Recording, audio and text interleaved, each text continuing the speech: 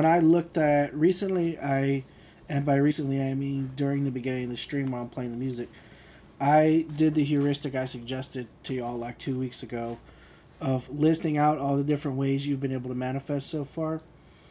And the thing that I find now, this might be my assumption, but it seems that so far there's no foolproof, it guaranteed it always works way for me.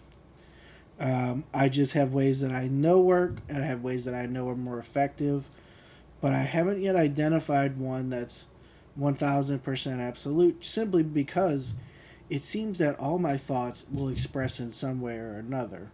Um, which is horrifying at the same time it is liberating. Um, I'm just going to read what I have out here. So, visual or semi visual scenes, usually talking to someone.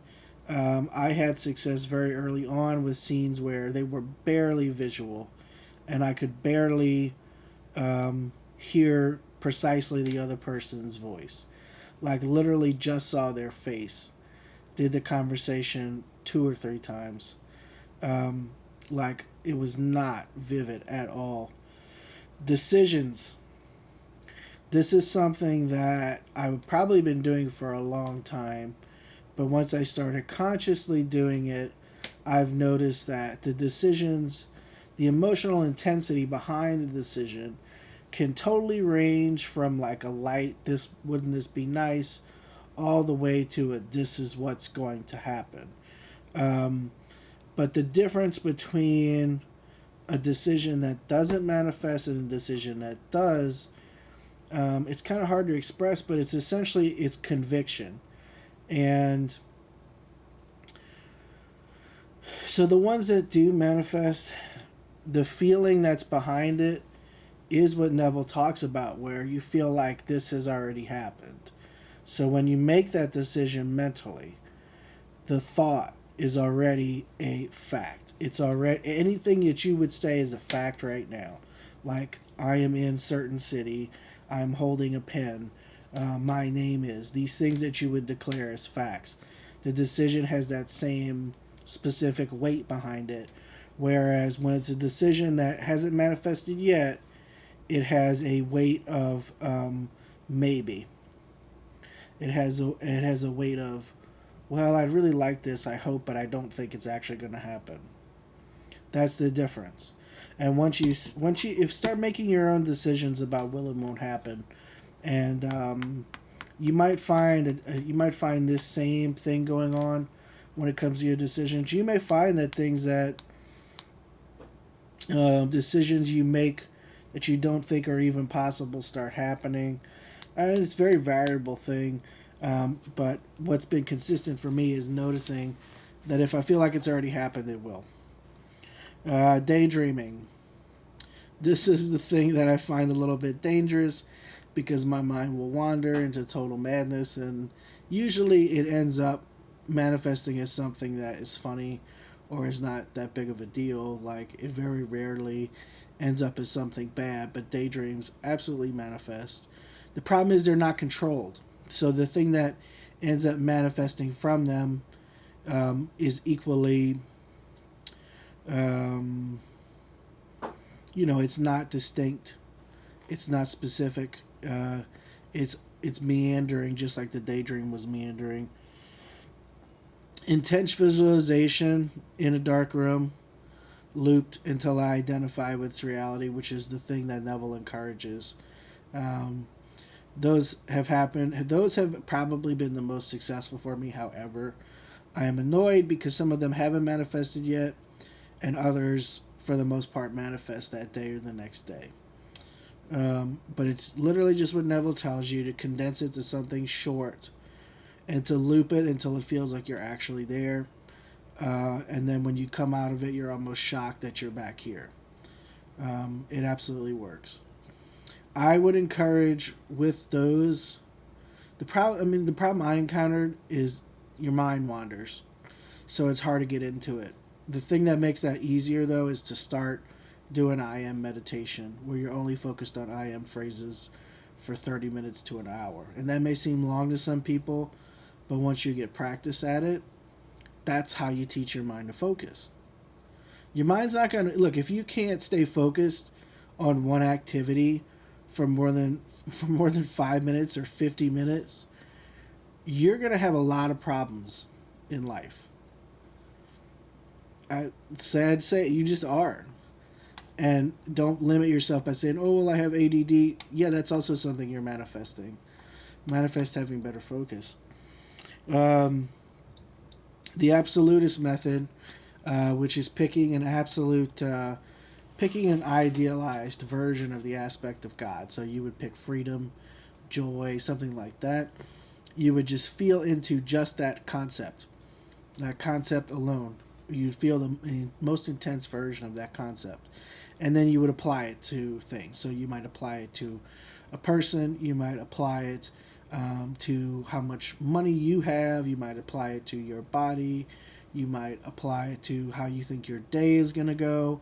Like you could spend time, and this one's pretty quick, but you should get really relaxed before you go into it. But you would, so let's say you want to have a happy day, you would focus on the concept of happiness, really feel intensely into happiness, including its emotion, and then you would think about my day today and how happy your day today is going to be. Um, Worrying. Worrying has manifested things for me. Usually things I don't want, but you can apply it in a positive manner too. For example, if you want a large amount of money, worry about the tax burden of like, because millions of dollars have a pretty hefty tax burden. Um, you want someone to move in with you, worry about getting rid of some stuff so that they have space for their stuff, or what, how you're going to divide up the bathroom, or like, where you like those little things that matter when you're living with someone. Start worrying about those. You want a car, worry about the insurance payments, though that's probably not a great idea, because then you would manifest not having enough to pay for the insurance. But like worrying about finding a good company for the insurance, getting other services like AAA, things like that, and then like just in general thinking about what the maintenance for that car is going to be like, just your overall what your upkeep should be on it. So yeah, you can apply it positively, and it's like if you're going to be worrying about things anyway, at least do it productively. Repetitive thoughts, casual thoughts once or twice. I realize there's a contradiction there, but it's just to point out that both work. So you can loop an affirmation a million times, or you can think it one or two times. It really doesn't matter. Um, I think the thing that's really frustrating for me at this point in time when it comes to my manifesting is finding that, well, look, it all works. You know, it's all working, it's all happening.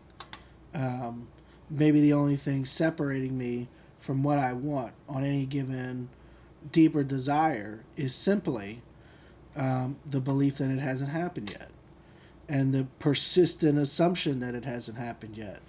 Because it's really not that hard. It's really not more difficult than that. It's really not more complicated than that when it comes to most things. Because on some things where you really want it, your mind is so insistent that you don't have it. No matter what manifesting you do, your mind will just keep saying, yeah, but you don't have it yet. And in order to move away from that thought train, that mindset, into, no, I've already got it, it's already done, I already have it, can be the biggest mental leap you ever make. Because you've got to stop every time. Every time that comes up, you're getting into a reality where it's going to continue not to be here. And you have to stop yourself and say, no, it's here, I have it. And make it real for you then and there, especially if it's coming up all the time. Writing things down, I made desire lists. Usually when I would make desire lists, I would visualize the thing, or if it was a food, I would imagine its taste.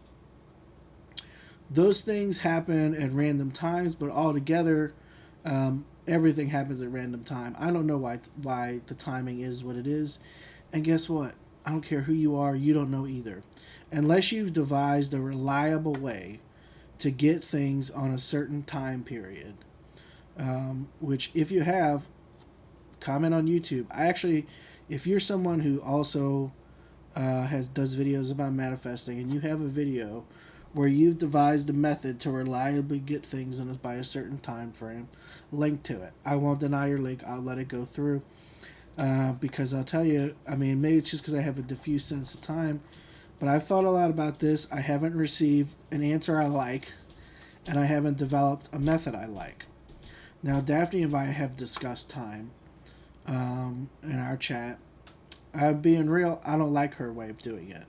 And her way of doing it and thinking about it has not been successful for me.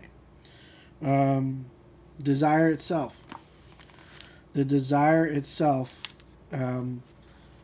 has, in many cases, and I have plenty in this book, more and more examples of when only wanting the thing was enough to bring the thing to me. Because I moved from having to do desire lists to having to write the shit down after it manifested and not having to put them on a list anymore.